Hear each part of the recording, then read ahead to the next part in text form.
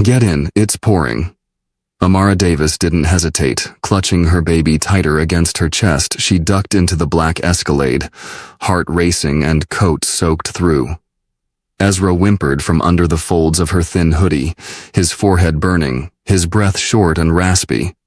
Rain slammed against the windows as she sank into the leather seat, the warmth of the vehicle a sudden, disorienting relief. The man in the driver's seat didn't say a word. He reached over and quietly shut the door behind her. "Thank you," Amara breathed, not even sure if he heard her. "We're headed to Westside Free Clinic. My son, he's sick." The car's interior was immaculate, dark leather, polished trim, and the faint smell of cedar and cologne. Amara reached for her seatbelt, glancing briefly toward the driver for the first time. He wasn't wearing a rideshare cap, no app glowing on his dashboard. His hands rested on the wheel, strong hands the kind you'd notice, and his profile was sharp under the streetlights. Tailored overcoat, watch that probably cost more than her rent. His eyes met hers in the mirror, unreadable. "Ma'am." His voice was deep, even. "Who are you, and why are you in my car?" Amara blinked. "You're not my Uber?" "No," he said slowly. "I'm not." She froze. Her fingers trembled as they reached for the door handle. "I'm so sorry. I thought, same make and model, black SUV, license plate ends in 847. Mine ends in 874. Silence. Ezra coughed violently in her arms, his little body jerking with effort. Instinct overruled her shame as she began rubbing his back, rocking slightly. Her own embarrassment faded behind the urgency of his illness. "I'll get out," she said quickly. Complete misunderstanding. But the man turned to glance at her directly. His expression softened when he saw the child, pale and sweaty, barely holding his pacifier. "He doesn't look good." "He has a fever," she admitted. "Breathing's been bad since last night. They gave us an appointment at the free clinic. It's in 20 minutes. If we miss it..." Her voice cracked. "We have to wait 2 more weeks." The man checked his watch. "That's Westside, right?" She nodded, surprised. "I'm heading past there," he said. "And there's no way you're dragging a sick baby out in this weather again. Stay buckled." Amara hesitated. "Sir, you don't have to." "I know," he cut in gently. "But I want to." The Escalade slid back into traffic, windshield wipers dancing against the storm. Amara clutched Ezra close, heart pounding not from fear but from confusion. She hadn't planned on this. She hadn't planned on any of it. What a truly compassionate act. I believe if you were in his shoes, you'd do the same, wouldn't you? Hit the like button or drop a number 9 in the comments to honor this beautiful gesture. He didn't speak much, and that suited her. The silence in the car felt respectful, protective. After a few minutes, he asked, How old is he?" 10 months, she said. "Usually he's all over the place, but this knocked him out." The man nodded, keeping his eyes on the road. "My nephew had RSV when he was that age. Hospitalized twice. My sister, well, it was a tough year." The vulnerability in his voice startled her. CEOs weren't supposed to sound like that, not that she had much experience with their kind. "I'm Amara," she offered softly. "And this is Ezra." "Micah," he replied. Micah Brooks. Her heart skipped. The name wasn't unfamiliar. She'd heard it once or twice. Founder of Brooks Financial, a man who went from nothing to Forbes in a decade. A black man who built his empire quietly, without scandal or spotlight. Why had he stopped for her? As if sensing her thoughts, Micah spoke again. "You looked desperate, and I know that look." His words weren't pitying, just honest. Real. The rain softened to a drizzle as the clinic's faded sign came into view. Micah pulled into the cracked lot, cutting the engine. "Thank you," Amara said, truly meaning it. Micah turned, reaching into his coat pocket and handing her a business card. "If you need a ride back, call that number." She glanced at it, confused. It wasn't the same as his company's. "That's direct to me," he said, "just in case." Amara stepped out into the mist. Ezra curled against her chest like a tired kitten. She turned back to thank him again. But he was watching them both, eyes dark and far away, like he was seeing something more than just a stranger with a baby. "Good luck," he said quietly. "Take care of your boy." He drove off, tires splashing softly against the wet pavement. She didn't know that he'd parked around the corner 10 minutes later, or that he'd quietly entered the clinic, hands in pockets, to pay for a nebulizer she couldn't afford. She didn't know, not yet, that this wasn't the end of their encounter. It was only the beginning. The smell of antiseptic stung Amara's nose as she sat in the cramped waiting room, Ezra resting fitfully on her chest. The clinic was overrun, toddlers crying, elderly patients coughing behind masks, and nurses rushing with clipboards that looked too full. But Amara was still. Too tired to fidget, too numb to worry. Her name was finally called. Inside the small exam room, Dr. Maria Collins, a middle-aged black woman with wise eyes and a firm voice, examined Ezra gently but thoroughly. "Respiratory infection," she said, tapping her pen against the chart. "We need to start a nebulizer treatment today and get him on antibiotics. It's manageable, but we can't wait." Relief washed through Amara like warm water. "So, he'll be okay?" "With treatment, yes." Dr. Collins paused. "The medication is fully covered under your assistance program, but the nebulizer machine rental requires a $65 copay." Amara's breath hitched. Her checking account had $28.61. She swallowed hard. "Is there a way to delay the payment?" she asked, hating how small her voice sounded. Dr. Collins gave her a look Amara knew too well, the one that said you're not the first mother to ask that today, filled with empathy, but bound by policy. "I'm sorry," the doctor said gently. "Payment is required before dispensing." Nodding, Amara gathered Ezra and stepped into the hallway. Her fingers trembled as she pulled out her phone, scrolling through contacts she hadn't used in months.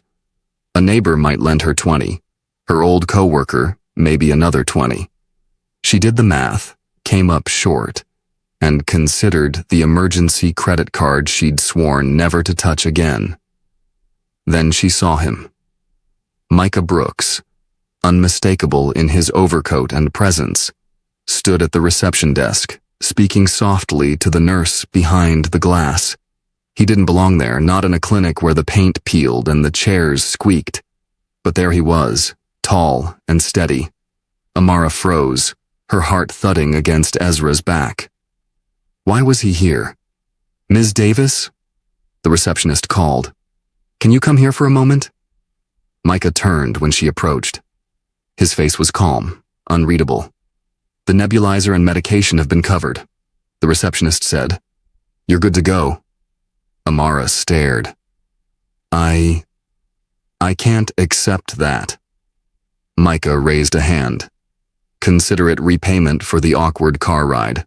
But it's more than just—" "I had a meeting after I dropped you off," he said. "It went better than expected. Maybe helping someone changed my energy." Before she could answer, his phone buzzed. He excused himself, stepping outside as he answered. The receptionist leaned closer and whispered, "He paid for the next 3 months of rental and added $100 credit to your account." Amara's knees nearly buckled. She walked outside, gripping the nebulizer bag like a lifeline. Micah stood near a coffee cart across the street, speaking calmly into his phone. He glanced up and waved her over when he saw her. Ezra was stirring now, a soft whimper in his throat. "You didn't have to do that," she said as she reached him. I know, he replied. Coffee? She shook her head. Mr. Brooks. Micah, he corrected gently. Micah. You've already done more than anyone else would have. I can't let you pay for my child's medical treatment. We're strangers. We're not really, he said, watching Ezra with a softness in his eyes that made her chest ache. You told me his father left, that you've been managing on your own. I respect that. She lowered her eyes. My sister was a single mom, he added. Her son had chronic bronchitis. The nebulizer made all the difference, but she struggled for years without help. I watched her carry it all alone until it broke her. His voice had thickened with memory. Pain. I don't want to repeat history if I can help someone now, he said. And it's not charity. You can help me too. Amara blinked. Help you? I run a foundation tied to my firm. We're developing programs focused on healthcare for single-parent households. I need real voices, people who've lived it. We're hosting a focus group next Tuesday. 2 hours. We provide childcare. It's compensated. $250 stipend. She stared at him. For talking? For sharing your experience. That's worth more than you know. Amara shifted Ezra in her arms. He was fully awake now, squirming. I'd have to get off work. Micah handed her a second business card. This one had a handwritten number on the back. Let me know by Friday. As Ezra coughed again, Micah's eyes flicked with concern. Do you have a way to get home? I'll call another ride, she said. He checked his watch. My next meeting got canceled. I'll drop you. She hesitated. It's not charity, he added softly. It's just compassion. She nodded. The drive was quiet. Ezra dozed again, exhausted. As they approached Amara's neighborhood, rows of cracked sidewalks and tired buildings, her voice shrank. That's us, brick building on the left. Micah slowed. He didn't unlock the doors immediately. This area looks familiar, he murmured, gazing at the boarded-up lot across the street. That was going to be housing for families, she said. But the project died. The developer vanished. Micah's eyes narrowed. What company? Some firm called BMG Development. The guy leading it, Deshaun Miller. Micah's body tensed. His voice dropped. What did you say? Deshaun Miller. You know him? He turned slowly, staring at her. He's your CFO, Amara said, realization dawning as her blood went cold. You know him. Micah's face darkened. That was my project, he said. It wasn't supposed to be abandoned. She felt her mouth go dry. And Deshaun, he continued almost to himself, was supposed to oversee it. Amara's mind reeled. Her grip on Ezra tightened. Micah looked back at her, voice low and clipped. Would you be willing to tell me more about him, about what happened? She nodded slowly. I can do that. But she didn't yet know. Micah had only heard part of the story. The most explosive truth was still locked in her past, and it was about to come crashing into both their lives. Amara didn't sleep that night. Ezra stirred in his crib, the soft hum of the nebulizer steady in the corner of their small apartment. Outside, the streetlights flickered over the cracked sidewalks of West Hollow Street, casting shadows across the walls. But inside Amara's mind, everything was moving fast. Too fast, like wheels catching traction after being stuck in mud for years. Micah Brooks had recognized the name, Deshaun Miller, Ezra's father, the man who disappeared the day she told him she was pregnant. The man who blocked her number, denied everything, and sent his attorney to threaten her with defamation if she ever came forward. And now, He was the CFO of one of the largest financial firms in the state. Her hands shook as she pulled out the plastic storage box from under her bed. Inside was a weathered folder labeled Ezra Legal. She hadn't opened it in months. It held texts, emails, ultrasound copies, screenshots of bank transfers, all from when Deshawn still pretended to care, before he vanished. The next morning, her phone buzzed. One new message from Micah Brooks. Meeting about Deshawn today at 2 p.m. Car will pick you up at 1:30. Bring documentation if you have any. Amara stared at the message, her chest tightening. Her day off was supposed to be spent doing laundry, maybe taking Ezra for some fresh air. But instead, she found herself brushing off her only pair of slacks and tucking the folder into her tote. The car wasn't Micah's Escalade this time. It was a sleek black town car with a discreet driver and tinted windows. It felt like stepping into another world. By the time they pulled up to the towering glass headquarters of Brooks Financial, her palms were damp. The receptionist greeted her by name and directed her to a private elevator. The ride up was silent, surreal. Micah was waiting when the doors opened. He wore a dark gray suit today, crisp and exacting, but his expression was warm. "Thank you for coming," he said, guiding her into a side office. A woman in a tailored navy pantsuit looked up from a file. "This is Eleanor Grant, our legal counsel. She'll be taking notes." "Everything you say today will remain confidential," Eleanor assured her, "unless you choose otherwise." Amara sat, setting her tote on her lap. The folder felt like it weighed 20 pounds. For the next hour, she told them everything. The late-night texts, the whispered promises, the cold silence when she told him about Ezra, the legal threats, the voicemail where he said, "Not my problem." Eleanor's pen moved swiftly. Micah sat stone-faced, a muscle twitching in his jaw. "So," Eleanor said finally, "you have direct evidence of Mr. Miller's knowledge of the pregnancy, his refusal to acknowledge the child, and legal intimidation discouraging contact?" Amara nodded. Micah slid a folder across the table. "That matches what we've been uncovering. Deshawn's been siphoning funds from several community initiatives, including the West Side Housing Project. I suspected financial irregularities, but this goes deeper." Eleanor leaned forward. "With your permission, Ms. Davis, we'd like to include your statement in our investigation. This could strengthen our case and expose a pattern of personal and professional misconduct." Amara hesitated. "Will it affect Ezra?" "No," Micah said firmly. "Any paternity claim is between you and Deshawn, and we can support you if you wish to pursue it." A soft knock interrupted them. Micah's assistant stepped in, her face taut. "Mr. Brooks, Mr. Miller is here for the board meeting. Security has him waiting. He's demanding to speak with you." Micah stood. "Perfect." He turned to Amara.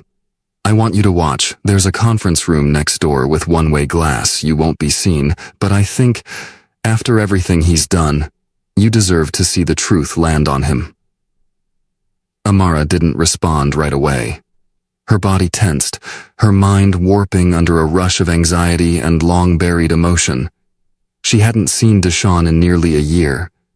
The idea of facing him, even behind glass, sent something sharp fluttering in her chest. But then she thought of Ezra, of the nights she'd cried in silence holding a fevered baby, of the bills, the absence, the shame. She nodded. The adjoining room was sterile, all chrome edges and glass walls. Through the one-way pane, she saw Micah enter a large conference space. Moments later, Deshawn Miller walked in. He was taller than she remembered, sharper, hair cropped tight, Armani suit. He moved like he owned the room, until he realized he didn't. There was no one else there, just Micah. Deshawn slowed, his confidence faltering. "What's going on?" he asked, dropping his phone on the table. Micah didn't sit. He spoke with calm, surgical precision. "You're being removed from your position, Deshawn. Effective immediately." "What? Why?" Micah laid down files, spreadsheets, transfers, internal memos. Community development funds, housing projects, school scholarships. You've been siphoning money into shell accounts for months. Deshawn snorted. "That's a stretch, you have no proof." Micah turned the laptop to face him. "I have bank records. I also have testimonies. One in particular you might recognize." He leaned forward. "Amara Davis." Deshawn went white. "Whatever she told you," he started, but Micah cut him off. "We confirmed paternity." Amara gasped behind the glass. That wasn't true. No test had been done. Micah was bluffing, but doing it with the confidence of a man who knew exactly where to strike. Deshawn's face cracked. "She's lying. That baby isn't mine." "DNA doesn't lie," Micah said coldly. "And neither do IRS audits. You're finished here, Deshawn." Security entered. Deshawn surged to his feet. "You're making a mistake. You think I'll go down quiet?" Micah stared him down. "You won't have the chance to speak once the indictments hit." As the guards escorted Deshawn out, he shouted over his shoulder, "You'll regret this, Brooks. You'll regret protecting that liar." Micah's eyes followed him until the door closed. Then he turned toward the one-way glass and nodded once. In the next room, Amara sat frozen, her hands clenched around the folder of papers that suddenly seemed so small in comparison to what had just unraveled. She had just watched a powerful man fall, and she hadn't said a word. Yet somehow, it felt like the loudest moment of her life. Amara stood in Micah's office, still numb from what she'd just witnessed through the one-way glass. The walls around her were sleek and professional, but she felt like a ghost from another world. A woman with a baby in a run-down apartment who had just watched a corporate giant fall without lifting a finger. Micah entered, closing the door behind him. His tie was slightly loosened, but his expression remained calm, purposeful. "You lied," Amara said quietly. Micah raised an eyebrow. "There's no DNA test. You told him there was." "It was a strategic bluff," he admitted without hesitation. "But you saw his reaction. He didn't deny it. Not really. He cracked." She crossed her arms. "You're playing a dangerous game, Mr. Brooks." "I'm playing to win, Ms. Davis," he said, his tone softening. "For you. For Ezra. For the dozens of families who were supposed to have homes where there's now a weed-filled lot and rotting beams." Amara dropped into a chair, exhausted. "Why are you doing all this?" Micah sat across from her. "I told you about my nephew, remember? He died when he was 4. She nodded. "What I didn't tell you," he continued, "was that his father walked out when the medical bills started piling up. My sister raised him alone, worked 2 jobs. I was still building this company.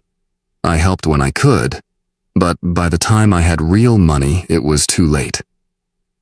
He paused, looking at the framed photo on his desk, a boy with a bright smile and tired eyes. She never forgave herself, but it wasn't her fault. It was his. "Micah," Amara whispered, surprised at the pain in his voice. "When I saw you and Ezra in my car that day," he said, "something clicked. I thought I was just doing the decent thing, but when I found out Deshawn was involved..." His voice tightened. "It became personal." Amara watched him for a moment, then opened her tote and pulled out the folder. "If I do decide to pursue child support and paternity confirmation, what happens next?" Micah pressed a button on his desk phone. Moments later, Eleanor entered carrying a new set of documents. These are the papers to initiate a paternity and support case, she said. Given the circumstances, public misconduct, financial records, and Deshawn's recent termination, the court is likely to expedite the process. Amara took the folder, fingers grazing its smooth surface. The idea of dragging Ezra's father into court, of turning her private trauma into a legal matter, made her stomach twist. But Ezra deserved the truth. He deserved more than silence. There's something else, Micah said. He stood and walked to a side cabinet, pulling out another set of plans, architectural drawings, full-color renderings. The West Side Housing Project, he said. I've recommitted the funds. The site across the street from your building will be active again within the month. Amara's eyes widened. You're rebuilding it? With updated designs, expanded childcare facilities, and community health access, he said. It's what it should have been before Deshawn got his hands on it. She stepped closer, scanning the plans. There were colorful playgrounds, rooftop solar panels, even a garden plot. I want to offer you one of the first family units, he said. At a subsidized rate. Amara blinked. What? And, if you're willing, I'd like to offer you a position managing the childcare center. She stared at him. Micah, I don't have credentials. Yes, you do, he said, gently interrupting. Eleanor ran a background check. Early childhood education, 3 years at Sunshine Daycare before Ezra was born. You left because you had no one to help with him. That's not. You're qualified, he said firmly. And more than that, you understand what the community needs because you're part of it. Amara turned back to the blueprint. Her throat tightened. For so long, she'd been surviving in silence. This felt like someone finally heard her. You're serious? She asked. Micah smiled. Not the polished smile of a CEO, but something softer. Very. A knock came at the door. The assistant entered. Child Care Services just confirmed they can staff the focus group next Tuesday.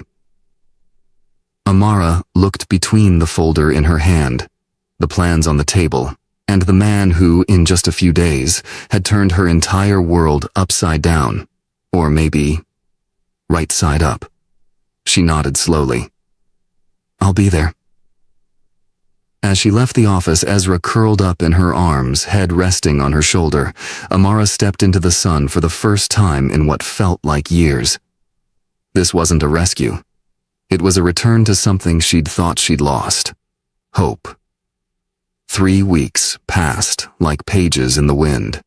Swift, unexpected, and full of motion. The day Amara moved into the newly completed West Side residences, she stood at the edge of the second-floor balcony with Ezra in her arms, taking in the view. The building still smelled of fresh paint and drywall dust. But for her, it smelled like beginning again. The apartment was modest, 2 bedrooms, bright windows, updated appliances. But it felt like a mansion after what she and Ezra had endured. No more roaches skittering across cracked floors. No more sleepless nights, listening to screaming matches through paper-thin walls. Here she could breathe.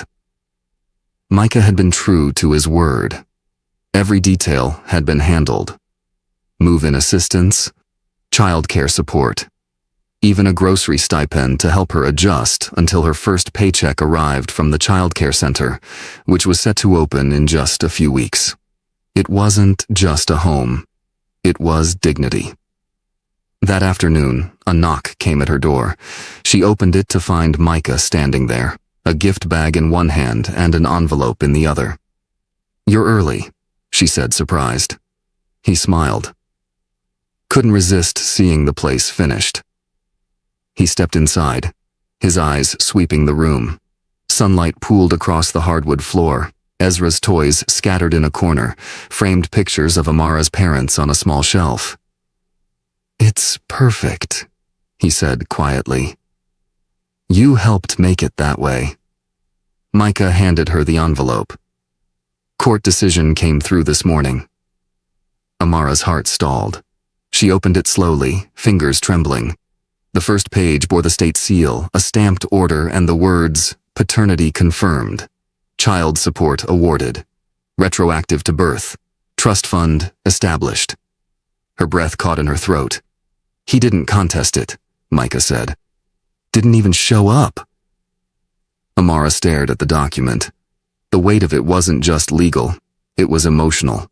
Validation after years of being ignored, gaslit, erased. Proof, not just for the court, but for herself. He signed the papers. Micah added, his voice steady. Under pressure. His attorneys said he didn't want a public fight. Amara let out a shaky breath. Of course he didn't. She set the papers on the table and turned to Ezra, who sat near the window playing with a wooden toy truck. He had no idea what any of this meant, but one day he would. He would know his mother fought, not just to survive, but to be seen. Micah handed her the gift bag next. This is for him. Inside was a simple black frame. She pulled it out and smiled.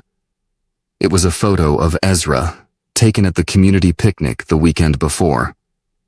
He was standing with the help of a tiny walker, his eyes squinted in delight, cheeks round with laughter. Turn it over, Micah said. On the back was a handwritten note, to new beginnings and second chances. Monsieur Amara's eyes stung. She set the frame beside the court papers on the kitchen counter and looked at Micah. You keep showing up, she said softly. Why? He leaned against the counter, folding his arms. Because every time I walk away, I find myself looking back, he said. And I've learned that when that happens, maybe it's not just about helping. Maybe it's about staying. She looked down, her heart thudding in quiet recognition. You've done enough, she whispered. Micah took a step closer. I haven't done half of what I want to. A pause stretched between them. Ezra giggled, oblivious. Micah cleared his throat. Next week is Ezra's first birthday, right? She nodded. I was thinking, maybe we plan something special, just the three of us. The question hung in the air like a ripple in still water. He wasn't just talking about cake and balloons. He was asking if the door she'd closed so long ago, the one labeled trust, could ever open again. Amara didn't answer immediately. She looked at Ezra, now crawling toward Micah with outstretched arms. The baby's tiny fingers found Micah's and gripped tightly, as if he knew what his mother couldn't yet say. Micah knelt, balancing Ezra between them, one hand in hers, one in his. The silence was soft. Safe. I'd like that, she finally said. Micah looked up, his smile gentle. Me too. And in that moment, no contracts, no court orders, no grand promises, just one little boy and two hands holding on, Amara realized. Some doors don't close forever. They wait for the right knock. The morning of Ezra's birthday arrived with a sky scrubbed clean. After weeks of gray skies and drizzle, the sun had finally broken through, pouring warm light across the newly paved sidewalks of Westside residences, bouncing off the windows of the daycare center below Amara's apartment, and filling her modest kitchen with golden light. Amara stood by the counter, watching the candles flicker atop a small vanilla cake. Nothing fancy, just store-bought, frosted with her own careful touch, and topped with a little plastic figurine of a fire truck, Ezra's latest obsession. She glanced at the clock, 10:58 a.m. Ezra had been born exactly 1 year ago at 10:59, 1 minute away from the moment that had changed everything. Micah arrived exactly on time. He wasn't in a suit today. Instead, he wore jeans, a soft navy sweater, and a warmth that had become more familiar with each visit. In his arms, a wrapped box, too big to be practical, too light to be furniture. Amara raised an eyebrow. You said nothing extravagant. He grinned. Technically, it's very light on extravagance. Heavy on meaning. Ezra clapped from his high chair, not because he understood the occasion, but because he saw Micah, and that always made him happy. Micah walked over and knelt beside the baby. "Happy birthday, little man," he whispered, letting Ezra tug on the cord of his hoodie like it was the world's best toy. Amara lit the candle. Just one. Just enough. "You ready?" she asked. Micah nodded. She took a deep breath and began to sing. Quietly, her voice shaking at first, but growing stronger with each word. Micah joined in halfway through, low and steady, until they reached the final line together. Ezra beamed, banging his hands on the tray in pure delight. Amara leaned forward and helped him blow out the candle. There was no crowd, no decorations, no party favors, just 3 people and a single flame. But it was perfect. Later, after cake and Ezra's nap, they sat on the living room floor, surrounded by wrapping paper and a few gifts from neighbors in the building. Amara opened Micah's box slowly. Inside was a photo album, hand-bound. The first page was a picture of Ezra in Micah's car that rainy day. Red cheeks, half asleep, Amara's jacket soaked through. She stared at it. "I had my assistant pull a few camera stills from traffic cams near the clinic," Micah said softly. "Hope you don't mind." Amara flipped the page. There were more photos. Ezra in the hospital room, bundled up and tired. Then one from the community picnic, then from move-in day, then a candid of her and Micah laughing together outside the daycare site. Each one a frozen piece of something that once felt like survival, now reborn as memory. On the final page, a handwritten message. "Sometimes the wrong car can take you exactly where you need to be." She looked up at Micah, eyes burning. "You keep giving me things I didn't know I needed," she whispered. He didn't respond right away, just took her hand, gently, slowly, like asking permission. "I'm not trying to fix you, Amara," he said. "You've never been broken. I just want to walk with you, if you'll let me." She stared at him, long and quiet, then nodded. And just like that, no declaration, no dramatic kiss, no thunderclap moment. Something shifted. They were no longer 2 strangers tied together by chance. They were 2 people, bound now by choice. Ezra stirred in his crib. Amara rose and went to him, lifting him gently, pressing her lips to his forehead. Micah stepped beside her, watching them both. "You know," he said, his voice low, "the center opens next week. We already have over 30 kids signed up." Amara smiled. "And a wait list." "Director Davis," he teased. "How does it feel to be in demand?" She laughed softly. "Terrifying. Wonderful." Real Micah looked out the window. The lot that once held nothing but mud and broken promises now teemed with laughter, murals, small gardens. "What you built," Amara said. "It matters." "No," he said, meeting her eyes. "What we built, together." The rain hadn't returned since that first day, but if it did, Amara no longer feared it. She'd weathered worse. And now, she had shelter, in more ways than one. Ezra cooed in her arms, reaching out a tiny hand toward Micah. Micah took it, firm and gentle. In the hush of that room, a family began, not with vows or rings, but with hands held across heartache and healing, over a cake with one candle, and a quiet truth between them. Some lives don't begin at birth. They begin the moment someone finally chooses to stay. The community center buzzed with energy as the evening focus group began. Folding chairs lined the newly painted walls, soft jazz playing over the speakers. On the bulletin board were posters for free prenatal classes, job training sign-ups, and a Neighbors Helping Neighbors program that Amara herself had helped create. It was the first public event since the West Side residences reopened, and Micah had insisted it be small, intimate.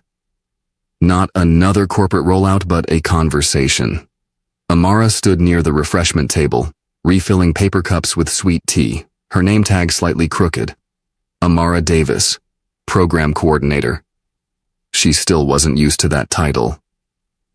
As people filtered in, young mothers, an older veteran couple, two single dads from the east side, Amara greeted them each with a warmth that came naturally. These weren't just attendees. These were her neighbors, her people. In the corner, Ezra played with a plastic stacking ring set under the watchful eye of a part-time caregiver. Every so often, he'd look around until he spotted her, then return to his game once he saw she was still there. Micah entered quietly, nodding to the receptionist and scanning the room. His eyes found Amara instantly. He wore a charcoal blazer over a black tee, casual but undeniably put together. She gave him a small wave, which he returned with a half smile, the kind that said we've come a long way. At 6:15, Micah stepped to the front, clipboard in hand. "Evening, everyone," he began, his voice carrying without needing to raise it. "I want to thank you all for being here. What we're building at Westside isn't just housing, it's community. And community starts with listening." He paused, glancing around. "Tonight isn't about presentations. It's about stories." He nodded toward Amara. She took a breath and walked to the center of the room. "My name is Amara Davis. I'm a mother, a teacher, and until recently, I was someone who thought her voice didn't matter." She looked down, then up again, her voice steadying. "Last year, I was living in a one-bedroom apartment with mold in the ceiling and a landlord who stopped fixing things once he found out I was on public assistance. I had a baby with chronic respiratory issues and 2 jobs that barely paid rent. I didn't have help. I didn't have time. And I definitely didn't have hope." A quiet fell across the room. Then one day, during a rainstorm, I got in the wrong car. Soft chuckles rippled through the group. "That mistake," she continued, "led me here. It led me to people who listened, and not just listened. Acted. Because that's what justice looks like. Not speeches, not handouts. Action." She turned slightly, meeting Micah's eyes. "And that's what we want this center to be. A place where your story matters, where your needs aren't statistics, where your voice doesn't just echo, it lands." Applause rose, not polite but genuine. Micah stepped forward and placed a hand on her shoulder, the gesture brief but grounding. The focus group unfolded slowly. People shy at first, then spilling stories of eviction notices, medical bills, school wait lists, lost dreams, and quiet triumphs. One woman, a former nurse who lost her license after a DUI, broke down recounting her struggle to get back on her feet. A teenage father shared how his own father never stayed, but he was determined to be different. Amara listened to each story like it was scripture. She didn't just nod. She took notes, asked questions, drew connections between stories and solutions. Micah watched her from the side, the way she leaned in, the way she asked the right questions without rehearsing, the way people trusted her, not because of a title, but because of presence. When the group ended, the room didn't empty immediately. People lingered, hugged, swapped numbers. A few even asked about volunteer opportunities. As the last person filtered out, Micah and Amara sat in the quiet. "You were born for this," he said. She smiled. "I wasn't born for anything, Micah. I fought for it." He nodded, slowly, respect in every line of his face. "Maybe that's what makes you perfect for it." Ezra stirred in his stroller, stretching with a dramatic baby yawn. Micah glanced at the boy, then back at her. "I've been thinking about something." "Dangerous words," she teased. He chuckled. "No, seriously. I've been thinking, maybe it's time the foundation had a director for family advocacy. Someone who doesn't just build policy, but builds trust. You wouldn't have to leave here. In fact, it would be based here. Amara blinked. You're offering me a second job? I'm offering you a second platform. She looked at the center around them, the community that was taking root in the soil of shared pain and stubborn hope. I need time to think, she said honestly. You'll have it. They stood together in the center of the room as the last lights dimmed. Ezra let out a babble in his sleep, and Amara brushed a kiss against his forehead. Micah opened the door for her.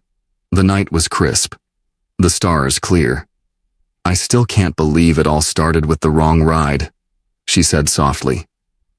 Micah smiled, locking the door behind them. You keep saying it was the wrong ride. She turned to him. It wasn't, he said, and this time she didn't correct him. The first sign of trouble came not with a bang, but with an email. It was early Wednesday morning. Amara had just finished prepping a batch of lesson plans for the daycare's toddler class, her coffee still half full and lukewarm beside her. Ezra napped peacefully in the nursery room's quiet corner, his chest rising and falling like ocean tides. Her inbox pinged. The subject line was simple. Urgent. Audit notice. West Side Development Funds. Her fingers froze above the keyboard. Inside was a brief but chilling message. A state investigator has launched an inquiry into the allocation of city grants for the West Side Housing Redevelopment Project. All financial records from the Brooks Foundation and its affiliates are being reviewed immediately. She read it again. Then, a third time. Micah. Without a moment's hesitation, she called his office. His assistant answered, voice tight. He's already in meetings, all morning. It's about the audit. Amara felt her stomach drop. This wasn't just paperwork. This was the kind of language that came with headlines, subpoenas, and reputational damage. By noon, it was all over the local news. Brooks Foundation under review. Allegations of mishandled city funds surface. Did a beloved community project cross legal lines? Most articles were speculative, clickbait, based on the existence of an audit, not guilt. But that didn't matter. Public opinion wasn't built on facts. It fed on suggestion. By the time Amara reached the foundation office, security had tightened. Reporters were already outside, waiting with microphones and cameras. She slipped in through the side entrance, heart pounding. Micah was in the boardroom with 3 attorneys and one exhausted-looking financial officer. His jaw was clenched, the sleeves of his white shirt rolled up, tie loosened, but face alert. He saw her through the glass and excused himself. When the door shut behind them, she didn't waste time. What's happening? They're targeting us, he said, voice low. I've seen this before.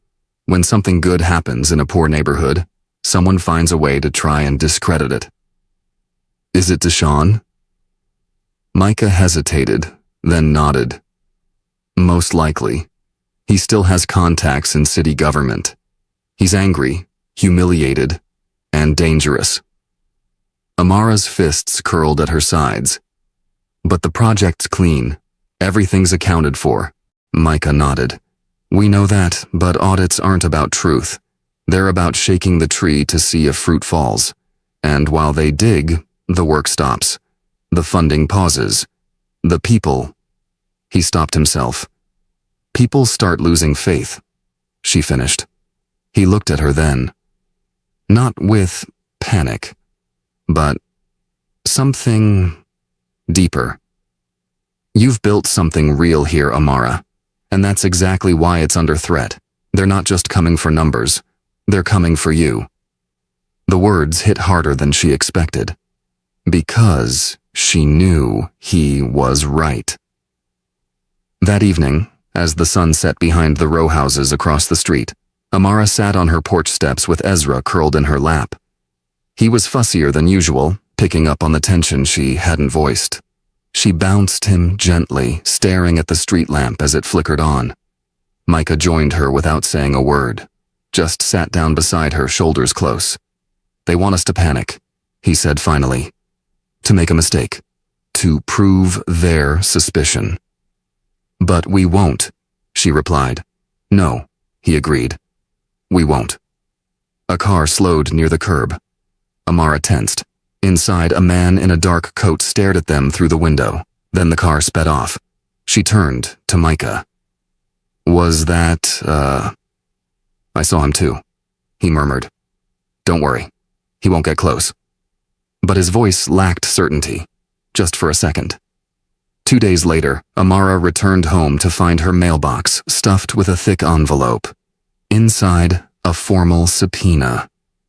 She was being asked to testify, not just about Westside, but about her past relationship with Deshaun Miller. The next morning, as Ezra played with wooden blocks at her feet, Amara sat at the kitchen table, the document spread in front of her. Her eyes scanned the lines again and again, but all she could see was one sentence. You are required to appear before the Special Committee on Civic Grant Oversight. Micah stood in the doorway. I'm not letting you do this alone, he said quietly. She looked up, startled. You knew? I knew it was coming. He walked over and gently placed his hand on the table beside hers. If they want to fight, he said, we give them one. But on our terms. She met his gaze, fierce and steady. Then let's make sure they know exactly who they're trying to silence. And in that moment, Amara Davis, the woman who once begged at clinic counters, who rode in the wrong car, who questioned her worth, rose not as a witness, but as a force. The hearing room wasn't what Amara expected. There were no polished mahogany walls or golden plaques, just fluorescent lights, tired chairs, and a long table that divided two worlds, the questioned and the questioners. The air smelled of old carpet and burnt coffee, and yet, it was the most important room she'd ever entered. Ezra wasn't with her. Micah had arranged childcare for the day, not just for Ezra, but for the children of other parents who were set to testify. He thought of everything. Always had. But today, Amara stood alone, at least, officially. Micah sat just behind her in the first row. No words passed between them, but his presence was weight, not heavy, but anchoring. A man in a blue-gray suit cleared his throat and addressed the microphone. Ms. Davis, thank you for your cooperation. Please state your name and affiliation for the record. She leaned forward. My name is Amara Davis. I'm a program coordinator at the Westside Family Development Center, and a mother. She didn't need a script. Everything she had to say was carved into her. The committee chair, a stern-looking woman with graying hair and a furrowed brow, nodded.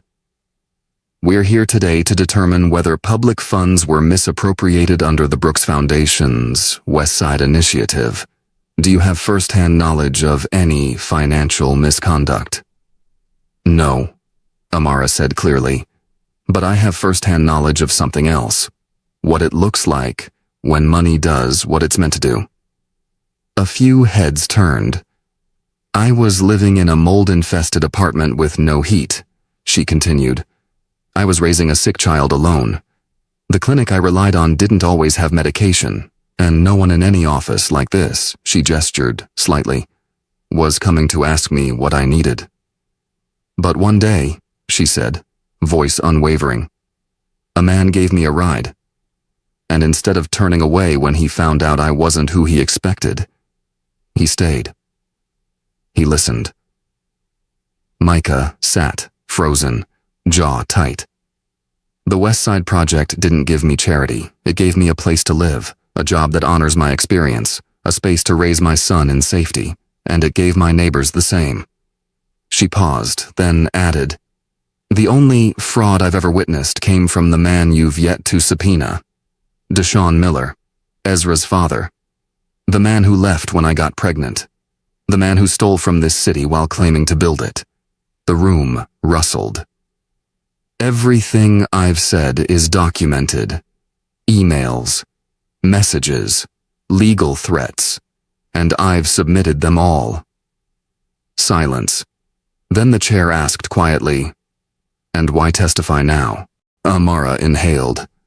"Because I was silent for too long, and silence is expensive. It cost my dignity. It almost cost my son his health. So today, I choose to speak. Not because I want to take someone down, but because I want to lift something up." She folded her hands. "The truth." Outside, the news vans waited like scavengers. Amara exited through the side door into the alley, heart pounding from the adrenaline. She expected the cold to hit her. Instead, she felt steady. Micah was already waiting, leaning against the car. "You shook the room," he said, opening the passenger door for her. "I didn't shake it," she replied. "I just reminded it. We exist." They drove in silence for a while, the skyline of the city passing by like an old friend. On the radio, the news recapped her testimony. Words like dignified, measured, and devastating were used. Micah's phone buzzed. He glanced at the screen. "City Council just suspended the audit," he said. "Investigation into Deshawn is now independent. The foundation's been cleared of wrongdoing." Amara exhaled so deeply she almost laughed. "Then it's over." Micah shook his head. "Number, it's just beginning." 2 weeks later, the Westside Center opened its full slate of programs. Amara stood at the front door in a navy blue dress with a nameplate that now read, "Amara Davis, Director of Family Advocacy." She didn't need to rehearse speeches anymore. Her voice had become its own compass. Ezra ran toward her, giggling, wearing his big boy helper badge. Behind him, Micah watched with his arms crossed, amusement and pride etched into every line of his face. "I have something for you," he said as she approached. It was a small velvet box. She froze. "Micah." He opened it slowly, not a ring but a key. "To the new family housing unit," he said. "Top floor, sunrise view." She laughed. "Sudden, free, beautiful. You scared me for a second." "One step at a time," he said. "Unless..."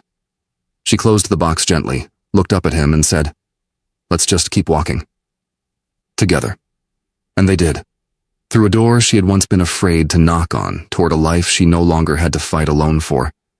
In the place where her silence once lived, now echoed something stronger than words, a voice, a family, a future.